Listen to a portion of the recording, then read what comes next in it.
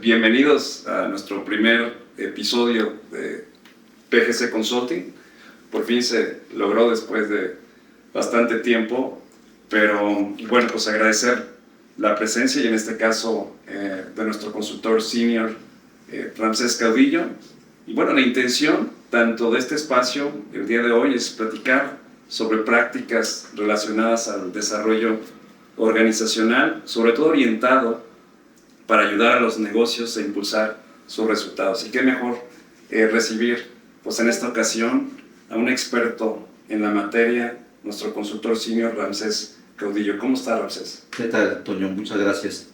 Y agradezco mucho el espacio para poder compartir estos andares ya en estas prácticas del desarrollo organizacional y sobre todo, pues, dar a conocer lo que realmente buscamos en esta firma, ¿sí? Que es tratar de mejorar las organizaciones y pues que cumplan cada vez más y mejor sus objetivos.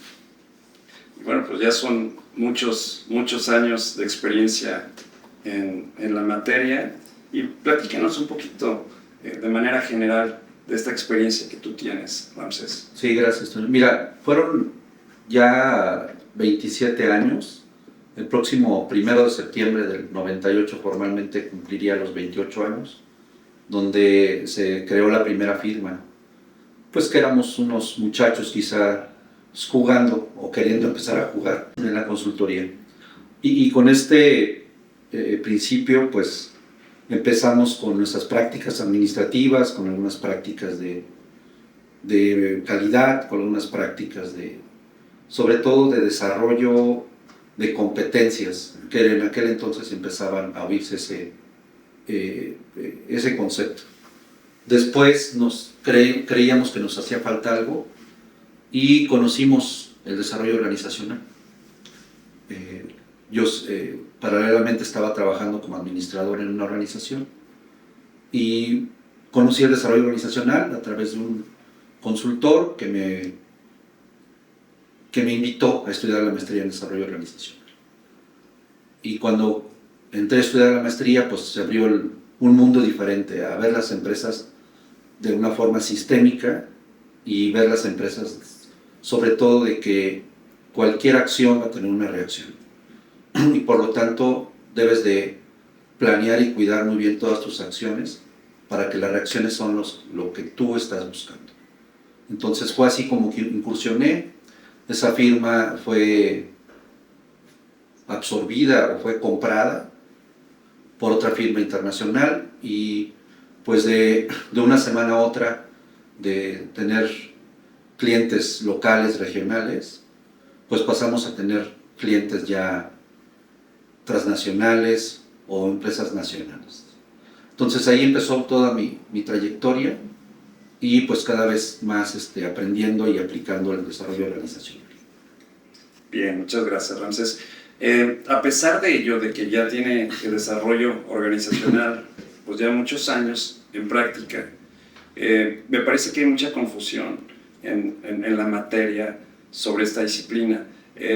Me gustaría preguntarte de manera inicial, ¿no? Sobre todo si nos pudieras explicar en qué consiste esta disciplina para tener un marco de referencia.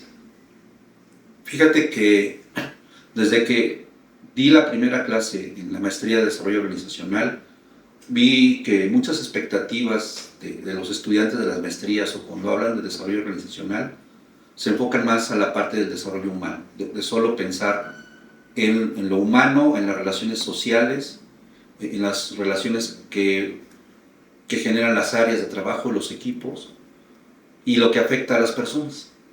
Entonces, ese enfoque hacia el desarrollo humano, hacia la parte sociológica, creo que es lo que predomina o predominó cuando incursionó el desarrollo organizacional en algunas universidades. Lo que ocasionó que pues, las tendencias de muchas consultorías es solo ver la parte humana y la parte social.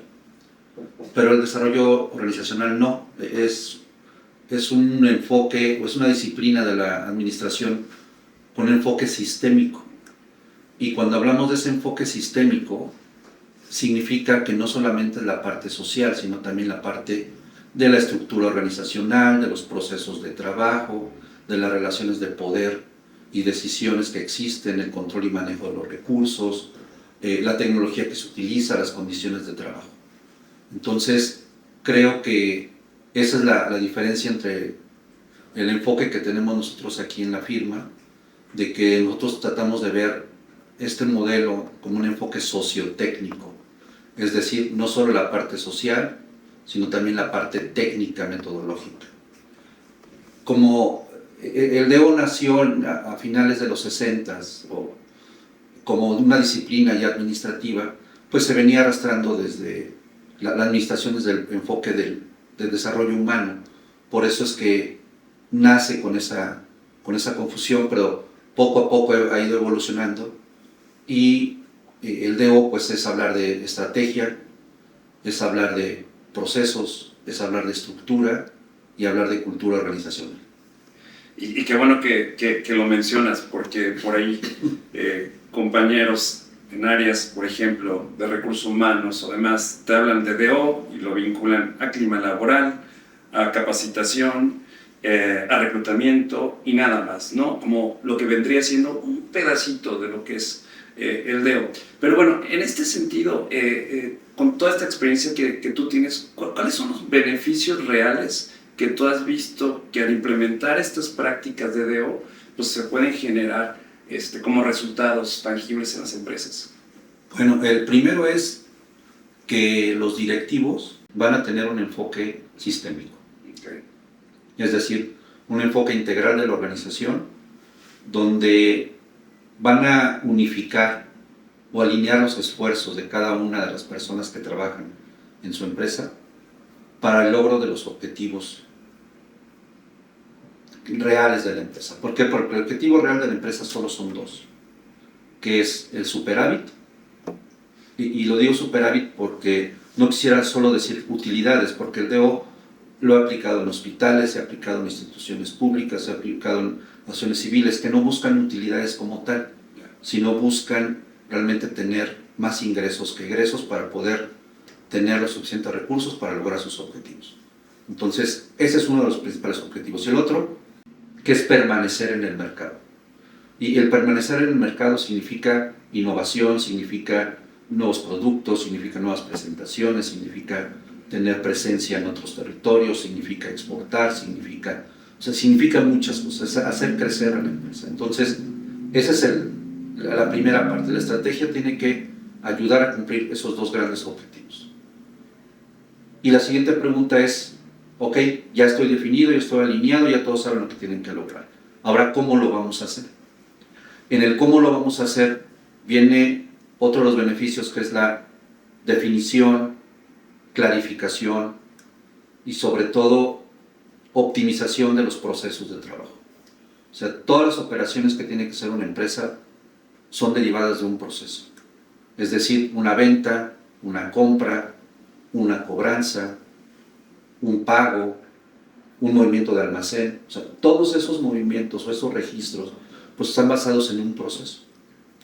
Y muchos procesos se fueron autodefiniendo en la empresa. Entonces el DO te va a decir, a ver, paremos un momento, vamos a ver que si estos procesos están realmente aportando a la estrategia del negocio, y vamos a ver si están siendo óptimos en el uso y manejo de los recursos. ¿Por qué? Porque a veces los mismos procesos son los que generan pues rencillas o problemas entre las áreas. Si te tengo que revisar 3 veces un pago, si te lo tengo que regresar porque te faltó una coma, pues claro que vas a detener la operación y el flujo del trabajo. Por lo tanto, pues esas áreas o esas personas pueden tener esos conflictos y que puede generar en ese mal clima organizacional. Por eso, generalmente, los procesos de trabajo es uno de los principales causales de un mal clima organizacional, y con el enfoque que tú decías de solo ver al clima como algo resultante, como algo mágico, pues no, hay una causa, y una de las causas principales son los procesos de trabajo. Los excesos de control interno, o, en su caso también, que no haya control interno. El exceso de control de recursos, o que no haya control de recursos. Entonces, esa parte de procesos es otro de los beneficios que va a tener la empresa, que es, si lo queremos ver en términos más recientes, pues sí tener algo más lean, ¿no? Algo más delgado, algo que no tenga tanta grasa, algo que pueda ser muy ágil para la operación. El tercer beneficio tiene que ver con ahora quién va a operar esos procesos. ¿Cómo vamos a dividir el trabajo? Que es la definición de la estructura organizacional.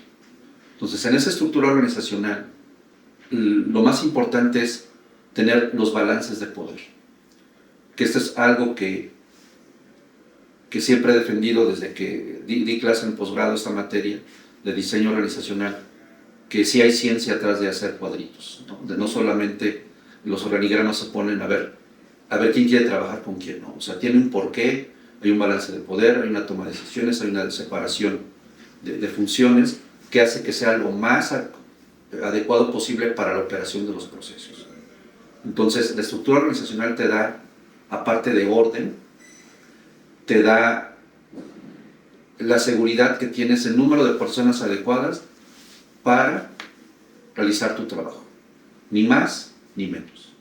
Entonces, una estructura esbelta, podemos llamarlo así, es que tienes el número de personas adecuado para poder operar tus procesos. Entonces, si ya definí el proceso de trabajo y ya definí quién lo va a hacer, el tercer beneficio, incluido también en la parte de la estructura, también incluye la definición de posiciones de trabajo, es decir, de los puestos de trabajo. ¿Qué tiene que hacer cada persona para cumplir con su proceso y estar dentro de la organización? Entonces definimos tareas, definimos responsabilidades, definimos qué decisiones van a tomar, qué relaciones internas pueden tener, relaciones externas que pueden tener, cómo vamos a medir su trabajo y otra cosa más importante que es el perfil del puesto. Entonces, el perfil del puesto viene definido de lo que participa en el proceso, de su trabajo en el puesto y ahora sí, qué conocimientos, qué habilidades y qué conducta requiere para poder realizar su trabajo.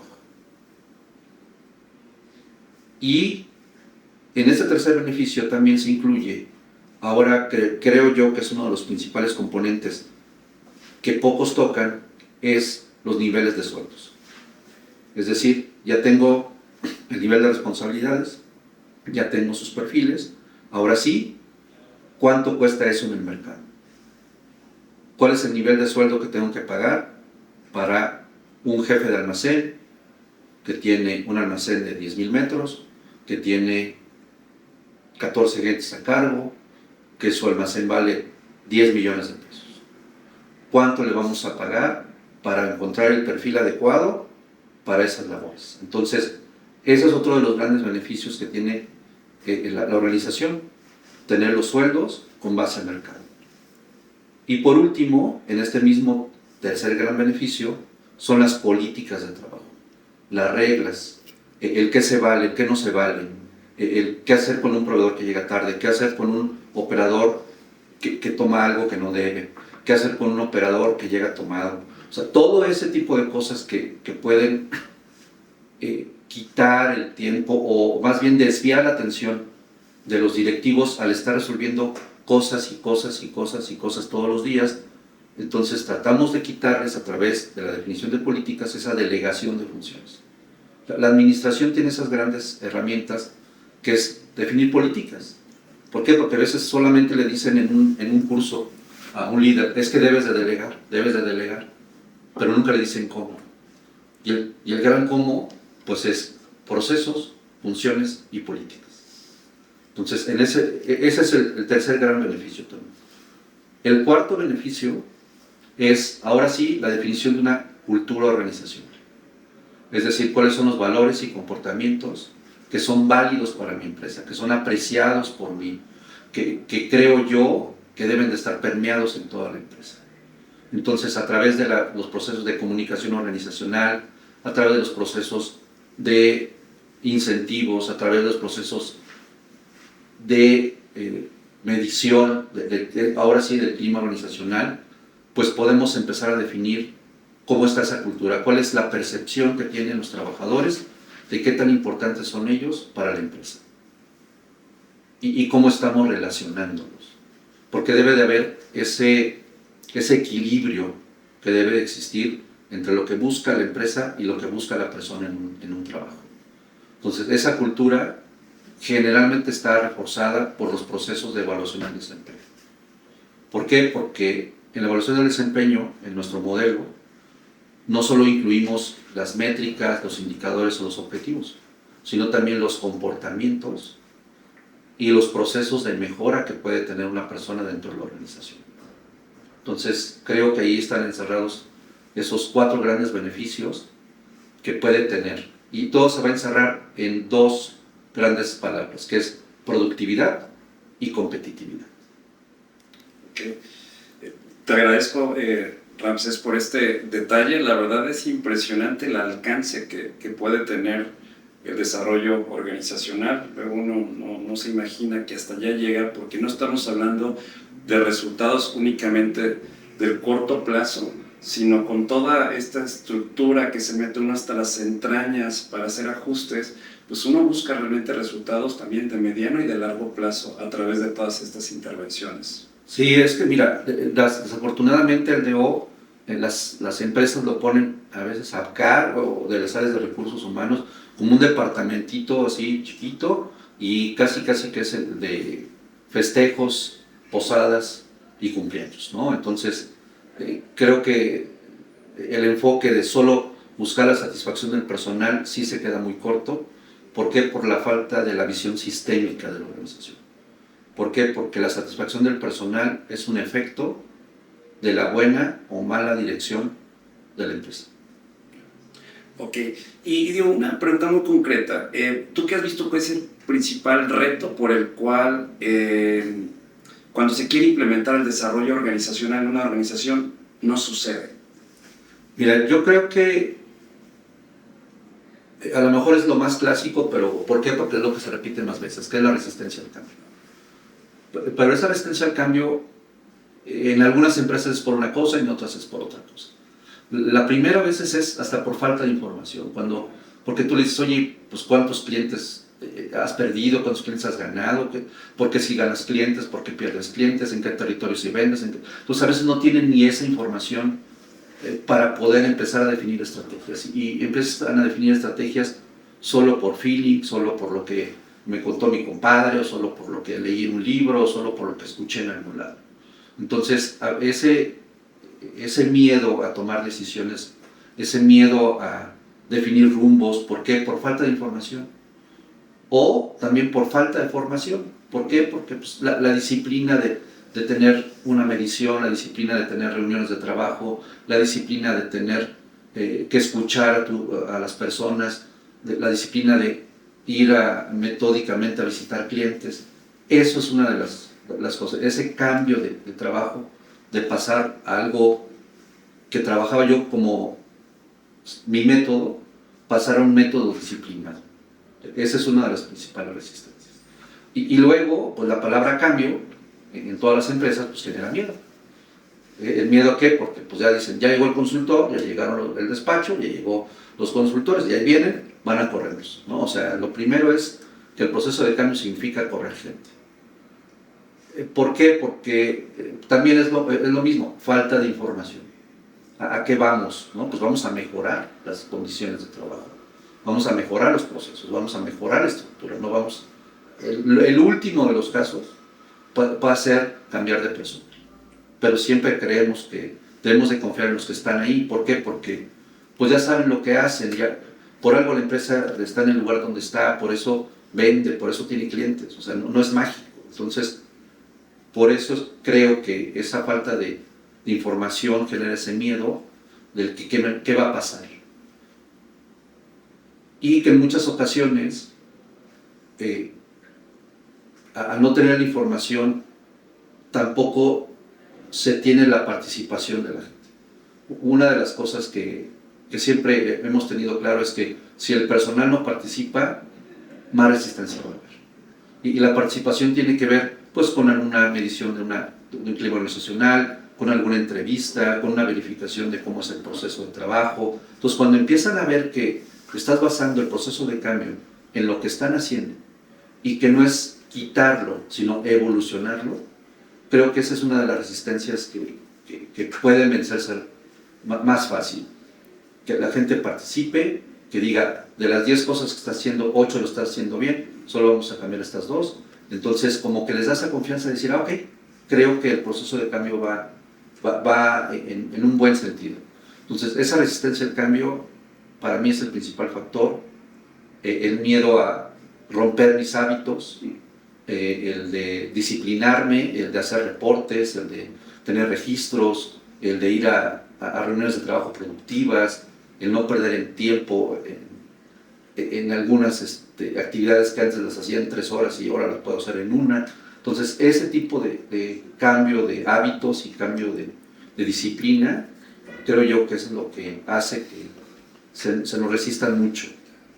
Ok, entonces es importante tener en mente la comunicación en estos procesos de manera general, el involucramiento de las personas, de alguna manera que sean parte de este proceso de cambio, pues nos va a ayudar contra esta resistencia, y seguramente también el apoyo de los líderes en este sentido para que las cosas sucedan.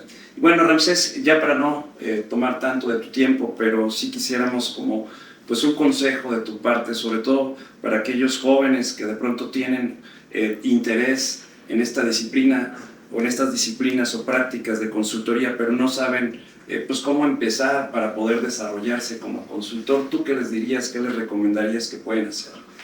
Bueno, mira, yo creo que lo primero es leer mucho. Eso es fundamental. A ver, ¿qué tienen que leer?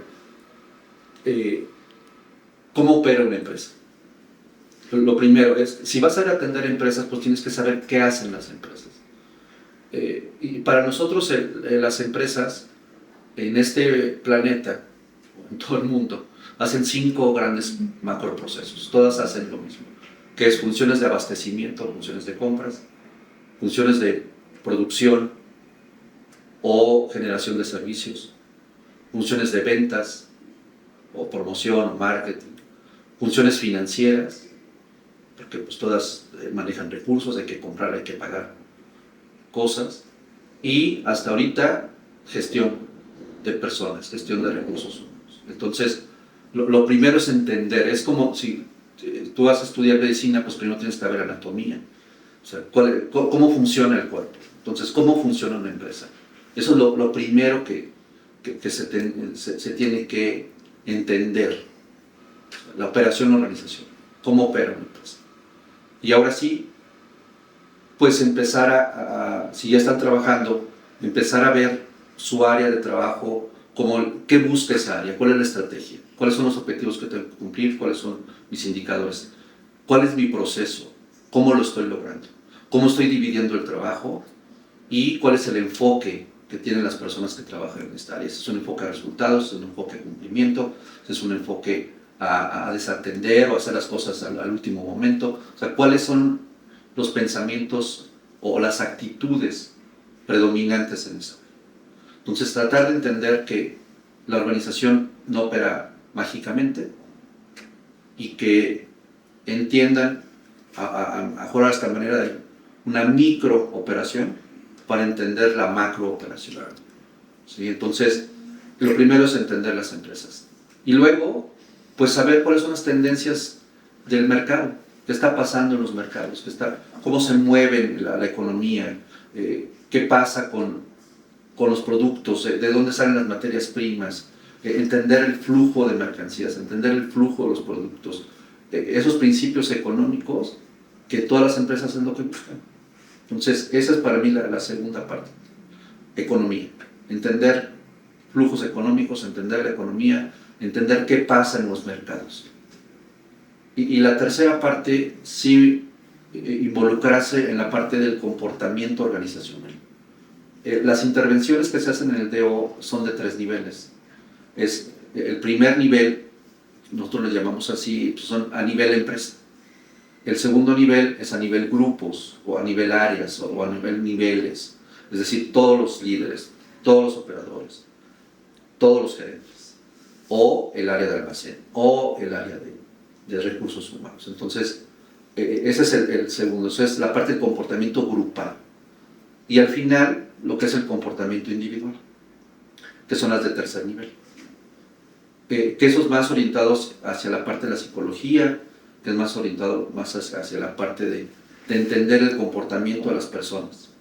Entonces, yo les diría que empiecen a nivel de organización, entender las dinámicas de grupos, cómo se desarrollan los equipos de trabajo, cómo es la dinámica de los equipos de trabajo, cómo pueden mejorarse las relaciones entre los equipos de trabajo.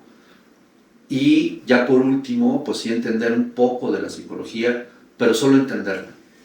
Nosotros no hacemos procesos de cambio individuales. El DO no toca la parte individual. El DO lo que busca es generar ambientes de trabajo para que las personas decidan cambiar. Entonces, a los jóvenes y a los consejos que les doy es no se enfoquen en cambiar personas, es cambiar ambientes, es cambiar formas de trabajo, es cambiar formas de pago, es cambiar formas de evaluación. Entonces, irse sobre intervenciones de primer y segundo nivel y no equivocarse al querer buscar satisfacciones personales o individuales. El DO no se enfoca tanto en eso, por eso está la psicología. Entonces, dejémonos de ese trabajo a la psicología, el desarrollo humano, que ellos se preocupan mucho por eso. Bien, pues muchas gracias, Ramsés, por darnos toda esta claridad, muy consejos, digamos, muy útiles que podemos aplicar en el día a día y sobre todo aquellos que buscan incursionar en esta disciplina y también para todos aquellos que están interesados en implementar el DO dentro de sus equipos, de sus organizaciones. Siempre es una herramienta que va a ayudar a impulsar los resultados.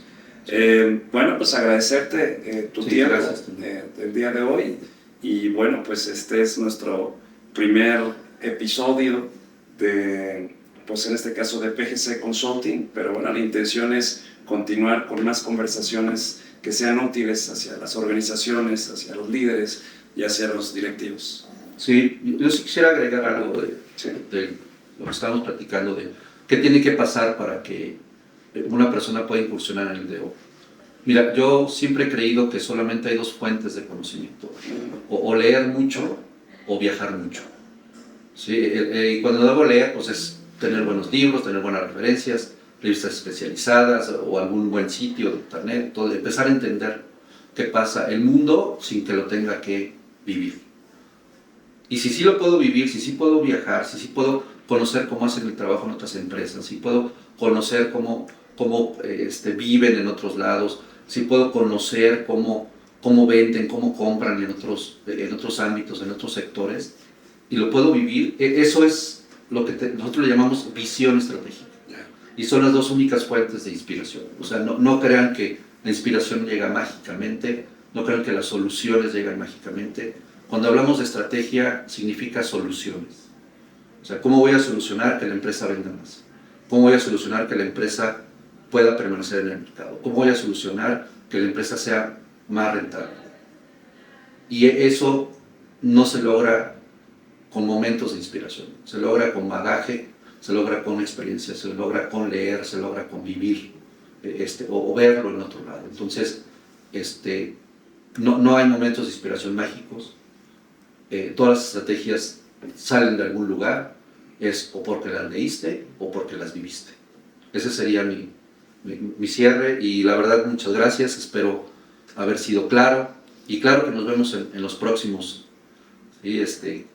Es una grata experiencia, es poder compartir, es poder reflejar, ¿no? Poder decirles lo que uno piensa y que pues ya ha vivido, ¿no? Bastante tiempecito en esto y pues algo que podamos aportar. Pues muchas gracias. Gracias, Ramsés.